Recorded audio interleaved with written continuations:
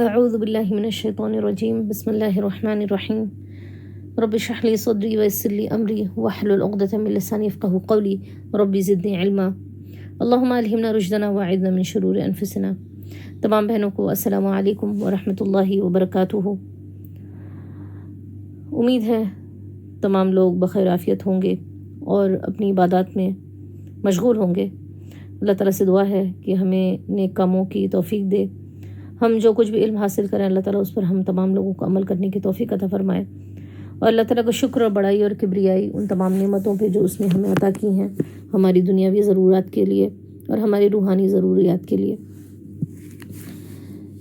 تو بہنیں انشاءاللہ تعالیٰ ہم دیکھیں کہ پچھلے ایپیسوڈ میں ہم نے عباد الرحمن کی صفات کی ابتدا کی تھی، جو کہ سورہ فرقان کی آیت نمبر 63 سے لے کر اختتام تک آئی ہیں۔ ان میں خصوصی طور پہ 4 اہم صفات کا ہم نے ذکر کیا تھا۔ ان کی عاجزی، جس کی وجہ سے وہ جب لوگوں کے ساتھ ہوتے ہیں تو ان کا معاملہ اخلاق پر مبنی ہوتا ہے، اور اسی طرح سے جب وہ رات کو اللہ تعالیٰ کے سامنے ہوتے ہیں، تنہائی میں ہوتے ہیں، تو وہ اللہ تعالیٰ کے سامنے جھکے ہوئے ہوتے ہیں، اور پھر ان تمام چیزوں کو کرنے کے ساتھ ساتھ وہ اللہ تعالیٰ سے دعائیں بھی کرتے ہیں اور جہنم سے پناہ مانگتے ہیں۔ پھر ہم نے پڑھا کہ یہی لوگ جب رات کو سونے کے بعد جب صبح اٹھتے ہیں اور جب ان کے دنیاوی معاملات ہوتے ہیں اور پیسہ خرچ کرنے کی بات آتی ہے، تو اس پیسے کو خرچ کرنے میں بھی وہ انتہا پسندی پر نہیں ہوتے ہیں، نہ تو وہ بہت اسراف کرتے ہیں اور نہ ہی وہ بخیلی سے کام لیتے ہیں، بلکہ اس کے درمیان ایک بیلنس کریٹ کرتے ہیں۔ اب ہم دیکھیں کہ ان چیزوں کے بعد جو یہاں ذکر ہوا ہے، جو چند اہم صفات آئی ہیں، اس کے بعد اللہ رب العزت جو ہے جو اگلی صفت کا بیان کرتے ہیں، اس میں اللہ تعالیٰ کہتے ہیں جو ان صفات کے بعد جو خصوصی کچھ باتیں ہیں جو کہ ایک عباد الرحمن کے اندر نہیں ہوتی ہیں، ان کے بارے میں اللہ تعالیٰ یہاں ذکر کر رہے ہیں کہ والذین لا يدعون مع اللہ الہا آخر ولا يقتلون النفس التي حرم اللہ الا بالحق ولا يزنون ومن يفعل ذلك يلقى اثاما۔ اس کا ترجمہ ہے کہ اور جو لوگ اللہ کے سوا کسی اور معبود کو نہیں پکارتے، یعنی شرک نہیں کرتے، اور دوسری چیز کیا نہیں کرتے، اللہ کے حرام کی ہوئی کسی جان کو ناحق قتل نہیں کرتے۔ تو کسی انسان کا قتل کرنا یہ دوسری چیز ہے جو نہیں کرتے، اور تیسری بات جو ہے ولا یزنون، اور نہ ہی وہ زنا کا ارتکاب کرتے ہیں۔ تو اس آیت میں ہم دیکھیں کہ کچھ کبائر کا، کبیرہ گناہوں کا ذکر اللہ تعالیٰ کر رہے ہیں، جس سے کہ عباد الرحمن اپنے آپ کو محفوظ رکھتے ہیں اور وہ ان کاموں کا ارتکاب نہیں کرتے۔ اور ہم غور کریں کہ یہ کبائر میں سے جو بڑے بڑے 3 کبیرہ گناہ ہیں ان کا ذکر یہاں پر ہو رہا ہے۔ اس میں سے نمبر 1 پہلی چیز کیا تھی کہ اللہ تعالیٰ کے سوا کسی اور کو، اللہ تعالیٰ کے ساتھ کسی اور کو نہیں پکارتے، یعنی شرک نہیں کرتے ہیں۔ اور دوسری چیز کیا تھی کہ وہ کسی نفس کو، کسی جان کو قتل نہیں کرتے، ناحق قتل نہیں کرتے۔ اور تیسرا تھا زنا۔ اور اگر ہم غور کریں تو یہ جو کبائر ہیں، نمبر 1 جو پہلی چیز تھی شرک، وہ ایک انسان کی، ایک بندے کی اور اللہ تعالیٰ کے درمیان ہونے والا سب سے بڑا گناہ ہے۔ اللہ کے حق میں جو سب سے بڑا گناہ ہو سکتا ہے، جو میجر سن ہو سکتا ہے، بگیسٹ سن، وہ کیا ہے؟ شرک ہے۔ اور ہمیں حدیث سے اور قرآن کے آیات سے پتہ چلتا ہے کہ اللہ تعالیٰ تمام گناہوں کو معاف کر سکتا ہے لیکن شرک کو نہیں کرتا۔ اللہ تعالیٰ چاہے تو وہ تمام گناہوں کو معاف کر دے، لیکن شرک کو وہ نہیں کرتا۔ تو یہ توبہ کے بعد تو تمام گناہ، پلٹنے کے بعد تمام گناہ معاف ہو جاتے ہیں نا، لیکن یہ اس کی بات ہو رہی کہ اللہ تعالیٰ اپنی مرضی سے اگر چاہے تو وہ کسی کے بھی گناہوں کو معاف کر، لیکن شرک کو وہ بالکل بھی معاف نہیں کرتا۔ اور شرک کو کہا گیا ہے کہ ان الشرک لظلم عظیم، کہ سب سے بڑا ظلم جو ہے وہ شرک ہے۔ اور دوسرا جرم جس کا ذکر اس آیت میں ہو رہا ہے وہ یہ ہے کہ وہ قتل نہیں کرتے، ایسی جان کو ناحق قتل نہیں کرتے جس کو قتل کرنے کو ان کو اجازت نہیں ہے، ناحق کسی کو قتل نہیں کرتے ہیں وہ۔ تو یہ جو ہے سب سے بڑا جرم ہے جو ایک بندہ دوسرے بندے کے حق میں کرتا ہے۔ شرک جو تھا سب سے بڑا گناہ جو بندہ اللہ کے حق میں کرتا ہے، قتل ہے جو بندہ کسی دوسرے بندے کے حق میں کرتا ہے، سب سے بڑا گناہ. اور تیسرا زنا ہے جو بندہ خود اپنے نفس کے ساتھ جو ہے وہ سب سے بڑا جو جرم اپنی ذاتی اعتبار سے جو جرم کرتا ہے وہ زنا ہوتا ہے. اور یہ تینوں ہی کبائر میں سے ہیں. اب ہم غور کریں تو ہمارے ذہن میں یہ بات آتی ہے کہ عباد الرحمن کی صفات تو اتنی اونچی اور بلند صفات کا ذکر ہم کر رہے تھے، اس میں تو شرک اور گناہ اور یعنی قتل اور اسی طرح زنا کی باتیں آ رہی ہیں. تو بات یہ ہے کہ اس سے یہ بات پتہ چلتی ہے کہ ایک شخص چاہے عبادات میں چاہے اخلاق میں کتنے ہی بلند مرتبے پر ہی کیوں نہ فائز ہو، لیکن اس کا مطلب یہ نہیں ہوتا کہ وہ باقی کچھ چیزیں کرنے کے لیے اس کے لیے گرین لائٹ ہو جاتی ہے، یا وہ ان چیزوں کا ارتکاب کر سکتا ہے، یا وہ اپنے آپ کو قانون سے بالا تر سمجھے. نہیں، بلکہ کیا ہوگا کہ وہ ان چیزوں کو بھی جو اللہ تعالیٰ نے حدود لگائے ہیں ان چیزوں سے اپنے آپ کو اوپر نہیں سمجھ سکتا، اس کا بھی خیال کرنا ہوگا. اور یہاں جو شرک اور اسی طرح سے قتل اور زنا، ہم دیکھیں کہ قتل جو ہے مختلف شکلوں کی بات ہے. قتل اولاد کی بھی بات ہوتی ہے، یا پھر آپ دیکھ لیں کہ کسی اور کی جان کو لینا، جو کہ آج کے زمانے میں بہت ہلکی چیز مانی جانے لگی ہے، لیکن یہ پوری انسانیت کے اندر ایک ابتری پیدا کر دیتی ہے. شرک سے جو ہے وہ تمام جو اللہ تعالیٰ کے ساتھ جو معاملات ہیں وہ بالکل بگڑ جاتے ہیں، کیونکہ جب اللہ رب العزت کے بارے میں ہمارا تصور ہی بگڑ جائے تو پھر ہم دنیا میں جینے کا جو ہمارا تصور ہے وہ بھی بگڑ جاتا ہے. اور پھر زنا جو ہے وہ ایسی گندگی ہے، ایسی برائی ہے جس سے کبھی بھی کوئی بھلائی نہیں پنپتی. وہ ایک گھر کو توڑ دیتا ہے، ایک معاشرے کو بگاڑ دیتا ہے، پوری سوسائٹی خراب ہو جاتی ہے، اور لوگ ایسی بے حیائی اور فحاشی کے دلدل میں پڑ جاتے ہیں جس سے کہ پوری سوسائٹی پر اس کا اثر ہوتا ہے. تو یہ کبائر میں سے ہیں جن کا ذکر یہاں ہو رہا ہے. لیکن آگے اللہ تعالیٰ فرما رہا ہے، یہ تو بات ہے کہ ان چیزوں کو نہیں کرتے ہیں وہ، لیکن ایسا بھی تو ہو سکتا ہے کہ کوئی شخص ان چیزوں کا ارتکاب کر لے، تو کیا اس سے نکلنے کی کوئی شکل ہے؟ اللہ رب العزت یہاں فرماتے ہیں کہ اسی کے آگے فرماتے ہیں کہ یضاعف لہ العذاب، یعنی یہ کام جو بھی کوئی کرے گا، یہ تینوں چیزوں کا ذکر کرنے کے بعد اللہ تعالیٰ کہہ رہے ہیں کہ یہ کام جو کوئی کرے گا وہ اپنے گناہ کا بدلہ پائے گا. قیامت کے روز اس کے لیے اس کو مقرر عذاب دیا جائے گا، اور وہ اس میں ہمیشہ ذلت کے ساتھ پڑا رہے گا اس جہنم میں. لیکن اللہ تعالیٰ پھر کچھ ایکسیپشنز دے رہے ہیں، الا من تاب وآمن وعمل عملا صالحا فاولئک یبدل اللہ سیئاتہم حسنات وکان اللہ غفورا رحیما. سبحان اللہ. اللہ تعالیٰ کہتے ہیں کہ یہ جو جرائم ہیں ان کا ارتکاب کرنے والا بھی اس میں ایکسیپشن ہے کہ اگر ان سے کوئی گناہ ہو جائے، الا من تاب، الا یہ کہ کوئی یہ کام کرنے کے بعد، ان گناہوں کے بعد توبہ کر لے اور ایمان لا کر وہ عمل صالح کر لے، نیکی کرنے لگے، وہ اپنے رویے کو تبدیل کر دے، جو گناہ کرتا تھا اس کو چھوڑ کر وہ اب نیکیوں پر آ جائے. تو اللہ تعالیٰ ایسے لوگوں کا اجر کیا بتا رہے ہیں، اتنا خوبصورت اجر ہے جو قرآن میں مختلف اجر بتائے گئے، لیکن توبہ کا جو بہترین ایک خوبصورتی جو ہے وہ اس آیت میں ہے کہ فَأُولَئِكَ يُبَدِّلُ اللَّهُ سَيِّئَاتِهِمْ حَسَنَات، ایسے لوگوں کی برائیوں کو اللہ تعالیٰ بھلائیوں سے بدل دے گا. وَكَانَ اللَّهُ غَفُورًا رَحِيمًا، اللہ تعالیٰ بہت ہی غفور و رحیم ہے. اس ٹکڑے کو اگر ہم غور کریں کہ یبدل اللہ سیئاتہم حسنات، اللہ تعالیٰ اس کی برائیوں کو بھلائیوں سے بدل دے گا. گویا کہ پتہ یہ چلا کہ وہ جو جرم کا ارتکاب انہوں نے کیا، اور وہ جرم کرنے کے بعد ان کو جو احساس ندامت اور پشیمانی ہوئی، جس کی وجہ سے انہوں نے اللہ تعالیٰ کے سامنے توبہ کرنے کے بعد اپنے رویے کو بدل دیا، وہ گناہ ان کو ایک جمپ سٹارٹ ہوا ان کو اپنے آپ کو تبدیل کرنے کا. ایسے لوگوں کو اللہ تعالیٰ کہہ رہا ہے کہ ان کی جو برائیاں ہیں اس کو اللہ تعالیٰ نیکیوں میں بدل دے گا. کسی عالم نے بڑی خوبصورت انداز میں اس کو بتایا تھا کہ یہ ایسے ہے جیسے کہ گویا کوئی شخص اللہ رب العزت کے سامنے اپنے دامن میں کوئلے لے کر جائے، تو اللہ تعالیٰ جب ان کوئلوں کو دیکھتا ہے اور وہ شخص جب آتا ہے توبہ کر کے، تو اللہ تعالیٰ ان کوئلوں کو ایسا نہیں کرتا کہ صرف اس کا دامن ان کوئلوں سے جھاڑ دے اور اس کے دامن کو گندا رہنے دے یا بس کوئلوں کو ہٹا دے، بلکہ اللہ تعالیٰ ان کوئلوں کی جگہ پر اس کو ہیرے دے دیتا ہے، ڈائمنڈز دے دیتا ہے. کہ تم اتنے گناہ تم کر کے آئے تھے، لیکن میں اس کے بدلے میں یبدل اللہ سیئاتہم، اللہ تعالیٰ تبدیل کر دیتا ہے۔ اور یہ اللہ تعالیٰ کا کتنا کرم ہے، کتنا احسان ہے۔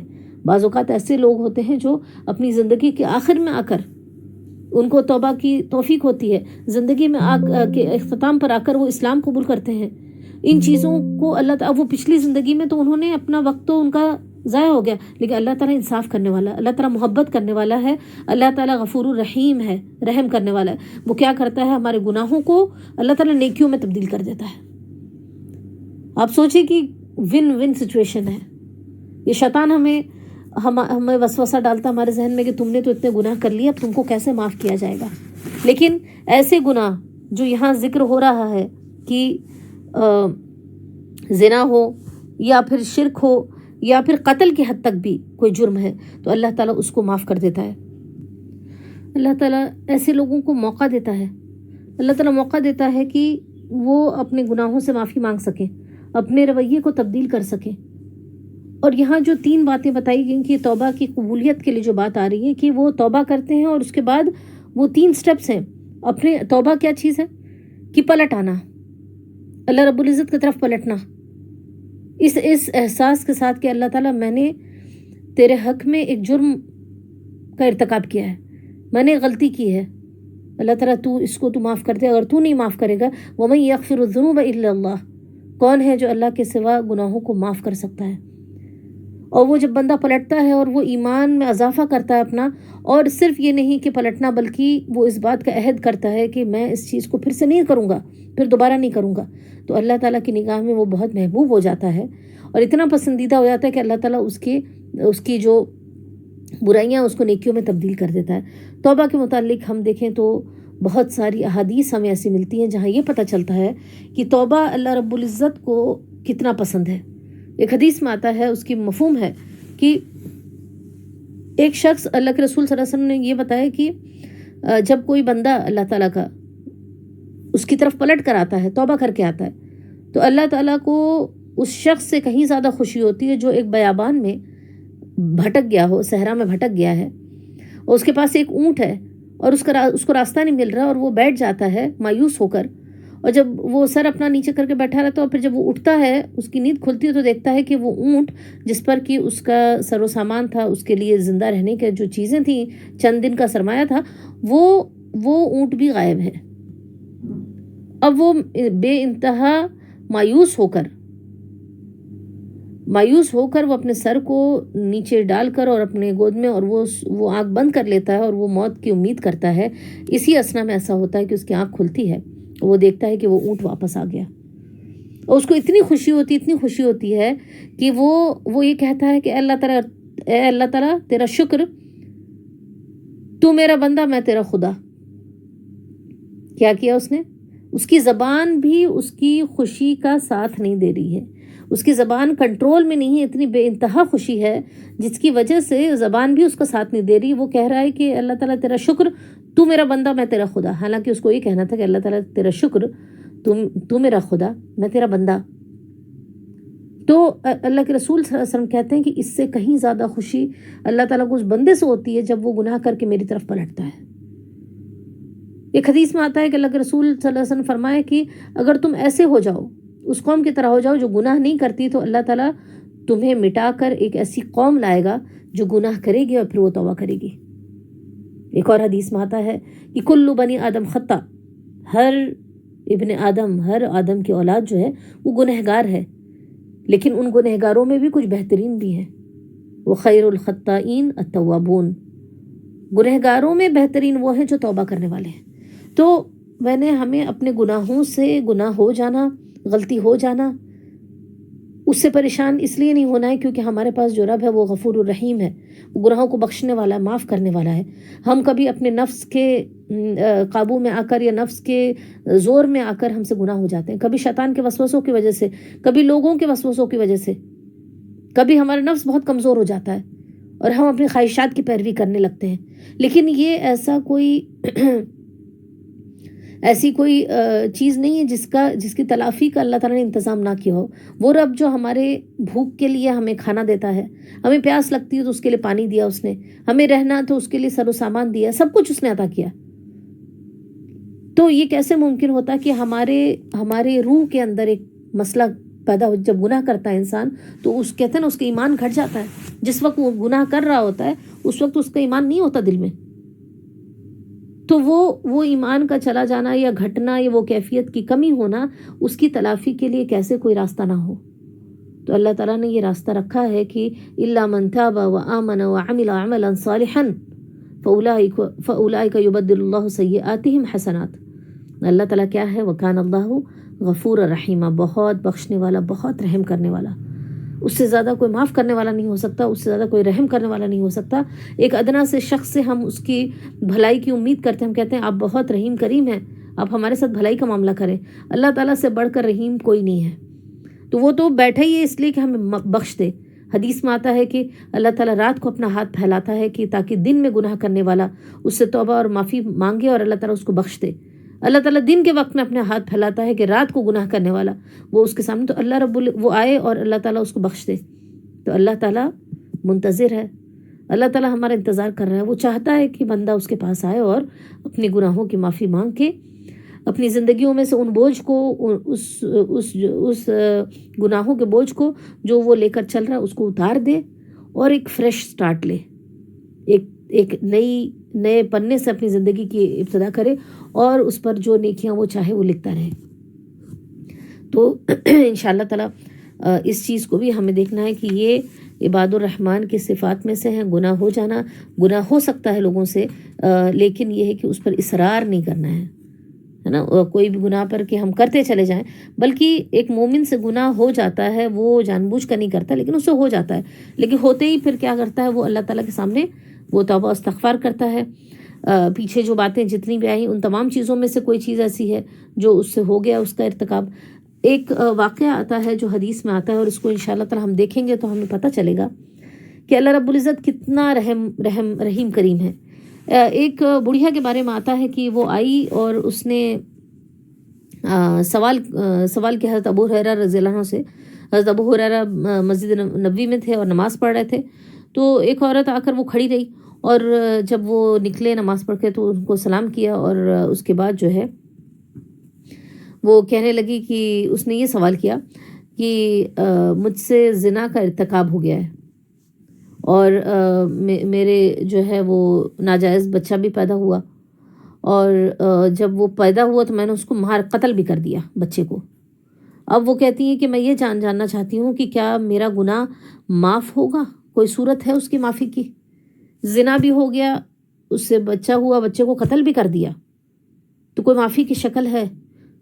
اور ابو ہریرہ رضی اللہ عنہ نے کہا کہ نہیں، ہرگز نہیں. تو وہ بڑی حسرت سے وہاں سے واپس جاتی ہے اور کہتی ہے کہ افسوس کہ یہ حسن جو ہے وہ اس آگ کے لیے پیدا ہوا تھا. اور وہ افسوس کرتے ہوئے چلی گئی. اللہ کے رسول صلی اللہ علیہ وسلم کو صبح جب یہ بات پتہ چلی اور یہ پورا واقعہ انہوں نے سنایا تو آپ صلی اللہ علیہ وسلم فرمایا ابو ہریرہ رضی اللہ عنہ سے کہ بڑا غلط جواب دیا تم نے.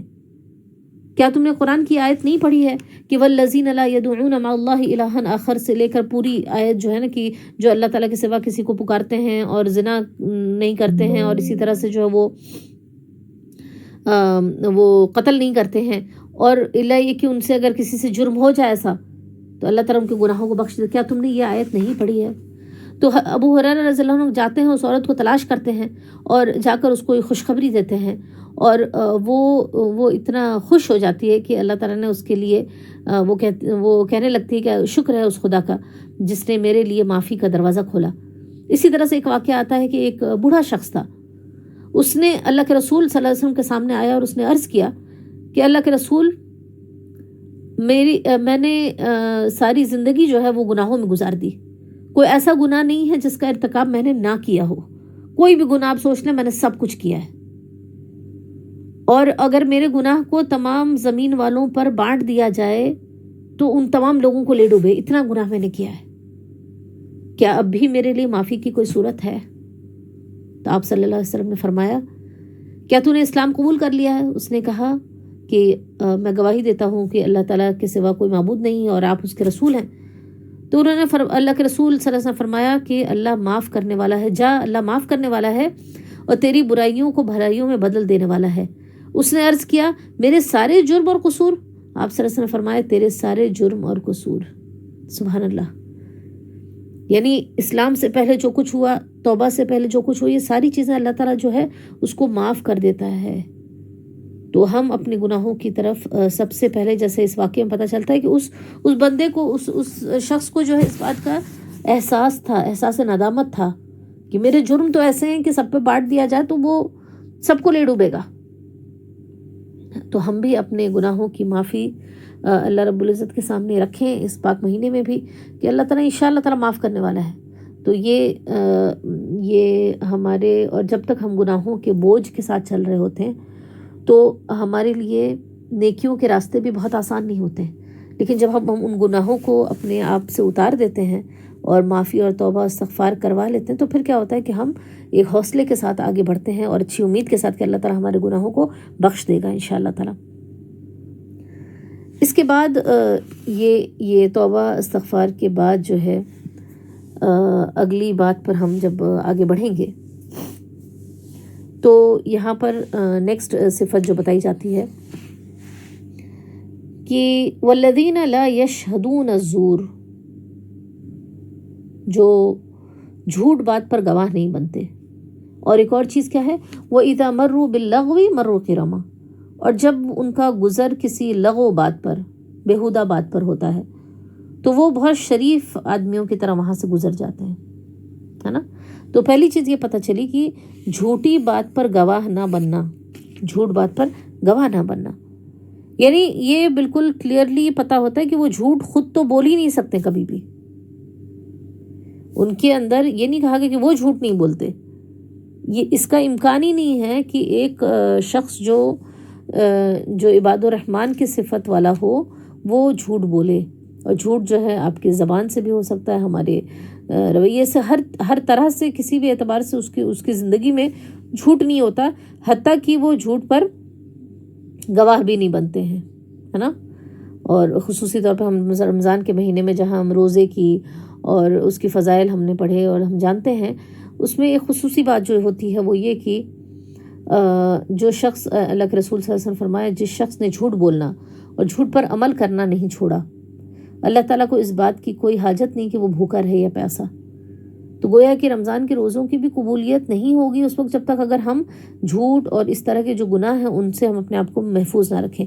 تو کوئی غلط ٹرانزیکشن ہو رہا ہے، کوئی غلط چیز ہو رہی ہے، اس پر بھی وہ گواہ رہنا، اپنے آپ کو اس چیز کا حصہ بنانا، وہ ان کو گوارا نہیں ہوتا جو کہ غلط بات پر مبنی ہے. ہمیں غور کرنا ہوگا کہ ہمارے ارد گرد بھی ایسے معاملات ہیں. ٹھیک ہے، ہم خود جھوٹ نہیں بول رہے ہیں، کہیں ایسا تو نہیں کہ کوئی جھوٹی باتیں ہو رہی ہیں اور ہم بھی اس کے اندر شامل ہوں، ہم اپنا سپورٹ اس میں دکھا رہے ہوں، ہے نا. یہ تمام چیزیں ہمیں غور کرنی ہوں گی. اور اسی طرح سے جو ہے دوسری بات آئی کہ جب لغو بات پر ان کا گزر ہوتا ہے، لغویات کیا چیزیں ہیں؟ فضول بیہودہ باتیں جس کا کوئی فائدہ نہیں ہے نا. لغو اور یعنی ایک گندگی کے معنی میں بھی استعمال ہوتا ہے، ایسی برائیاں جس کا کوئی بھی بینیفٹ نہیں ہے اور ویسٹ ہیں. ان چیزوں سے بھی وہ کیا کہتے ہیں کہ وہ ایسی باتوں سے جب ان کا گزر ہوتا ہے تو وہ مرو کرامہ، بہت ہی شریف آدمیوں کی طرح گزر جاتے ہیں. یعنی ان لغویات میں دلچسپی نہیں لیتے، ان لغویات میں خود جا کر شامل نہیں ہوتے، بلکہ ایک شریفانہ انداز میں وہاں سے گزر جاتے ہیں. ایک حدیث میں آتا ہے کہ انسان کے ایمان کی جو خوبصورتی ہے اس کے بارے میں آتا ہے کہ من حسن الاسلام المرئی ترکہ ما لا یعنیہ. کیا مطلب ہوا کہ ایک انسان کے اسلام کی خوبصورتی، ہم دیکھیں بہت ساری چیزوں کی خوبصورتی ہو، لیکن ہمارا دین اسلام ہمارا خوبصورت ہے کہ نہیں، میرا خوبصورت ہے کہ نہیں، اس کا کرائٹیریا رسول اللہ صلی اللہ علیہ وسلم بتایا کہ ترکہ ما لا یعنیہ، ان چیزوں کو ترک کر دے جس سے اس کا کوئی مطلب نہیں، کوئی فائدہ نہیں ہے، میننگ لیس ہے. آج ہماری سوسائٹی، آج ہم خود انڈیویجول لیول پر ایسی چیزوں میں ملوث ہیں جس کا کوئی بینیفٹ نہیں ہوتا، ہے نا. جسٹ کہتے ہیں نا کہ ویسٹ آف ٹائم ہماری صلاحیتوں کو ختم کر رہا ہے، ہمارے وقت کو، ہمارے اوقات کو، ہماری ذہنی کیپیسٹی کو، ہمارے سوچنے سمجھنے کی صلاحیتوں کو، سب وہ لغویات جو ہیں وہ ہمارے ان چیزوں کو یوز کر رہی ہیں. لیکن ایک عباد الرحمن جو ہے، کیونکہ اس کو پتہ ہے کہ وہ ایک میننگ فل لائف جینے آیا ہے، اس کو بامقصد زندگی گزارنی ہے، اس کا ایک ایک لمحہ بہت قیمتی ہے، تو وہ لغویات سے دور رہتا ہے، ان چیزوں پر اس کی توجہ بھی نہیں ہوتی، اور وہ ان چیزوں کے پاس سے بہت عزت و اکرام کے ساتھ وہاں سے گزر جاتا ہے۔ ایسی چیزیں اگر ہو رہی ہوتی ہیں اس کا حصہ نہیں بنتا۔ اور پھر فرمایا کہ اس کے بعد جو ہے ایک اور صفت بتائی جا رہی ہے کہ جب ان کے سامنے اللہ تعالیٰ کی آیات کا ذکر ہوتا ہے تو اس پر وہ اندھے بہرے بن کر نہیں رہتے۔ جب ان کو نصیحت کی جاتی ہے اللہ تعالیٰ کی کسی آیت سے، کسی بات سے، تو وہ اندھے بہرے نہیں بن جاتے۔ کیا مطلب ہوا کہ جیسے ہی ان کو کسی بات کا پتہ چلتا ہے، کسی اللہ تعالیٰ کے حکم کا پتہ چلتا ہے، وہ اندھے بہرے نہیں بننے کا مطلب یہ ہوا کہ وہ اس پر فوراً عمل پیرا ہو جاتے ہیں، فوراً اس چیز کو سوچنے لگتے ہیں اور اس پر اپنی زندگیوں کو تبدیل کرنے لگتے ہیں۔ یہاں جو کہا گیا کہ جب ان کے سامنے اللہ تعالیٰ کا ذکر ہوتا ہے، اس سے یہ پتہ چلا کہ وہ اپنی زندگی کا ان کا ایک حصہ بنا لیتے ہیں کہ وہ ایسے مجالس میں، ایسی محفلوں میں، ایسی چیزوں میں مشغول ہوتے ہیں جہاں ان کو اس بات کی یاد دہانی ہوتی رہے، ہے نا۔ وہ قرآن کے ذریعے، ایسی مجلسوں کے ذریعے، ایسے لوگوں کے ساتھ اٹھنا بیٹھنا جہاں ان کو یاد دہانی ہوتی رہے اللہ رب العزت کے آیات کے بارے میں، اور اس پر پھر ان کا رویہ یہ ہوتا ہے کہ وہ اس پر اندھے بہرے نہیں بن جاتے، بلکہ اس پر عمل پیرا ہو جاتے ہیں۔ تو ہم بھی اپنا جائزہ لیں کہ آیا کہ جب اللہ تعالیٰ کی کوئی حکم ہمارے سامنے آتا ہے تو وہاں پر ہم اپنے نفس کو تو نہیں کہیں کھڑا کر دیتے ہیں، وہاں پر ہم اپنے خاندان اور ماں باپ کو تو نہیں کھڑا کر دیتے ہیں، وہاں پر اس حکم کے سامنے اپنی مال دولت، اپنی اولاد کو تو نہیں کھڑا کر دیتے ہیں اس حکم کے مد مقابل کہ یہ ہے تو صحیح، اللہ تعالیٰ نے فرمایا، لیکن یہ اس وجہ سے میں نہیں کر سکتی ہوں، ہے نا۔ تو یہ اس چیز کا ہمیں ایک عباد الرحمن جو ہوتے ہیں، وہ اللہ کے جو بندے ہوتے ہیں، رحمان کے بندے، وہ اندھے بہرے نہیں ہوتے بلکہ اس پر وہ عمل کرنے لگتے ہیں۔ اور پھر فرمایا والذین یقولون ربنا هب لنا من ازواجنا وذریاتنا قرۃ اعین، اور وہ کہتے ہیں، وہ دعا کرتے ہیں۔ اب دیکھیں ان کی صفات کی اینڈنگ ہو رہی ہے اور فرمایا جا رہا ہے کہ آخر میں جو دعا آ رہی، وہ کہتے ہیں کہ اے ہمارے رب، ہمیں ہمارے اولاد میں سے اور ہماری بیویوں میں سے ہمیں قرۃ اعین، آنکھوں کی ٹھنڈک دے دے، اور وجعلنا للمتقین اماما، اور ہمیں متقیوں کا امام بنا دے۔ ہم ذرا غور کریں کہ کیا پیاری دعا ہے۔ وہ کہتے ہیں کہ ہمیں ہماری اولاد اور ہماری بیویوں میں آنکھوں کی ٹھنڈک دے دے۔ آنکھوں کی ٹھنڈک ان کی اولاد کب ہوگی، ان کی بیویاں کب ہوں گی؟ جب وہ بھی انہی اعمال کو کر رہی ہوں گی جس میں کہ ان کی زندگی گزر رہی ہے۔ جتنی صفات ہم نے پڑھی ہیں، ایک شخص اپنی اولاد میں وہ چیزیں دیکھنا چاہتا ہے جس چیز کو وہ دل سے پسند کر رہا ہوتا ہے۔ کسی کے لیے مال دولت بہت اہم ہے تو وہ چاہے گا کہ اس کا بچہ بہت مالدار ہو جائے، کسی کے لیے سوسائٹی میں سٹیٹس اہم ہے تو اس کی پوری خواہش اور دعائیں اور ساری چیزیں اسی پر مرکوز ہوں گی کہ اس کو ایک سٹیٹس مل جائے۔ کسی کو جنت میں جانا اور وہاں کی کامیابی اہم ہوگی اور اس کی زندگی بھی پوری اسی پر ہوگی، تو وہ یہ ضرور چاہے گا کہ میرے اولاد بھی جنت والی بن جائے، دنیا میں بہت بڑا سٹیٹس نہ بھی ملے لیکن وہ جنت میں ضرور چلے جائے۔ جب وہ اپنی اولاد کو عبادات کرتے ہوئے دیکھے گی، جب اپنے اولاد کو نماز پڑھتے ہوئے دیکھے گی، تو اس کو ان چیزوں سے کہیں زیادہ خوشی ہو، اس کی آنکھوں کو ٹھنڈک پہنچتی ہے جو کہ ایک دنیا دار شخص کو نہیں ہوتی۔ ایک دنیا دار شخص کے لیے کچھ اور چیزوں آنکھوں کی ٹھنڈک ہوتی ہے، اور ایک وہ شخص جس کی نگاہ میں جنت ہے، اس کے لیے کچھ اور چیزیں آنکھوں کی ٹھنڈک ہوتی ہے۔ اور یہ کیوں ضروری ہوتا ہے کہ ایک فرد اکیلا تنہا وہ نیکی پر قائم رہنا بہت مشکل ہے اگر اس کے ارد گرد میں لوگ ایسے ہوں جو اس کو کھینچ کر دوسری طرف لے جا رہے ہیں۔ تو ہمیں یہ کرنا چاہیے، ہم جب کہتے ہیں نا کہ ہمارے حالات، ہماری سوسائٹی، ہمارے گھر والے سپورٹیو نہیں ہیں، ہمیں دعا کرنی ہے۔ اتنی پیاری دعا ہے کہ ربنا ہب لنا، اللہ تعالیٰ تو مجھے عطا کر دے۔ ہب کا جو ہے، وہبہ کا جو بات ہے کہ اللہ تعالیٰ گفٹ کے طور پہ دے دے، میں اس کی مستحق نہیں ہوں، اللہ تعالیٰ تو مجھے دے دے یہ کہ میرے اولاد، میرے شوہر، میری بیوی جو ہیں ان میں آنکھوں کی ٹھنڈک دے دے، اور اس کے ساتھ وجعلنا للمتقین اماما، اللہ تعالیٰ ہمیں متقیوں کا امام بنا دے۔ کیا مطلب ہوا؟ ایک والدین جو ہیں وہ اپنے بچوں کے گارجین ہوتے ہیں، وہ ان کے امام ہوتے ہیں، یعنی اللہ تعالیٰ میں جن لوگوں کا امام ہوں ان کو متقی بنا دے تو ہم تو متقی کے امام ہو گئے نا۔ اور اسی طرح سے ہم ایک رول ماڈل ہوں اپنے اولاد کے لیے، اپنی سوسائٹی کے لیے۔ یہاں اس کا مطلب نہیں کہ ہم کوئی منصب طلب کر رہے ہوں، ہم کوئی ہم چاہ رہے ہیں کہ کوئی امام اور لیڈر بن جائے، نہیں، بلکہ اللہ تعالیٰ ہمارے کچھ کام، ہماری ایسی چیزیں ہوں، ہمارا عمل ہو جو ہو سکتا ہے دوسرے بھی انسپائر ہوں یا دوسرے اس کو لیڈ کریں، انشاءاللہ ہمارے لیے پھر کیا ہوگا، یہ جنت میں صدقہ جاریہ ہوگا۔ تو ایک جب کہتے ہیں ایک لیگیسی چھوڑنے کی بات ہوتی ہے، جب ہم چاہتے ہیں کہ پیچھے ہم کچھ کام دنیا میں چھوڑ جائیں، تو یہ سوچیں کہ دنیاوی کام نہیں بلکہ اللہ تعالیٰ ایسے کام جو ہمارا مرتبے کو قیامت میں بڑھا سکے، ایسی اولاد جو ہمارے پیچھے ہمارے لیے دنیا میں بھی آنکھوں کی ٹھنڈک ہو اور آخرت میں بھی آنکھوں کی ٹھنڈک ہو۔ اور ان کے بارے میں، ان تمام لوگوں کے بارے میں اللہ تعالیٰ کہتے ہیں کہ یہی لوگ ہیں جن کو ان کے صبر کا پھل منزل بلند کی شکل میں غرفہ ان کو دیا جائے گا، یجزون الغرفۃ، اونچے مقام دیے جائیں گے ان کو ان کے صبر کی وجہ سے، اور وہاں پر ان کے لیے وَيُلَقَّوْنَ فِيهَا تَحِيَّةً وَسَلَامًا، ان کو سلامتی کے ساتھ ان کا استقبال ہوگا، خالدین فیہا، وہ ہمیشہ ہمیشہ وہاں رہیں گے۔ اور پھر فرمایا حسنت مستقرا و مقامہ، وہ بہترین مستقر یعنی ٹھہرنے کے لیے، تھوڑی دیر کے لیے ٹھہرنے کے لیے، پرماننٹ ریزیڈنسی کے لیے، دونوں اعتبار سے وہ بہترین جگہ ہے۔ یہ ان کا جو منصب بتایا جا رہا ہے، ان کا جو انجام بتایا جا رہا ہے جو عباد الرحمن کا ہے۔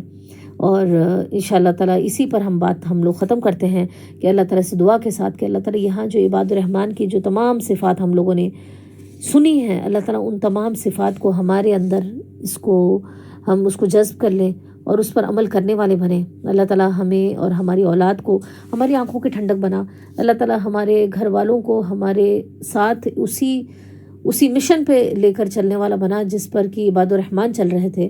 ان کے اندر اخلاقی جو خوبیاں ہیں، ان کی جو نجی زندگی ہے، گناہوں سے جو پرہیز ہے، توبہ و استغفار ہے، اللہ تعالیٰ ان تمام چیزوں کو ہمیں، ہماری اولاد کو اور ہمارے شوہر ہیں ان کو اللہ تعالیٰ ان چیزوں پر چلائے۔ اللہ تعالیٰ ہماری تمام جائز خواہشات کو پوری کرے۔ سبحان اللہ و بحمدہ، سبحانک اللہم و بحمدک، نشہد ان لا الہ الا انت، نستغفرک و نتوب الیک۔ السلام علیکم و رحمۃ اللہ وبرکاتہ۔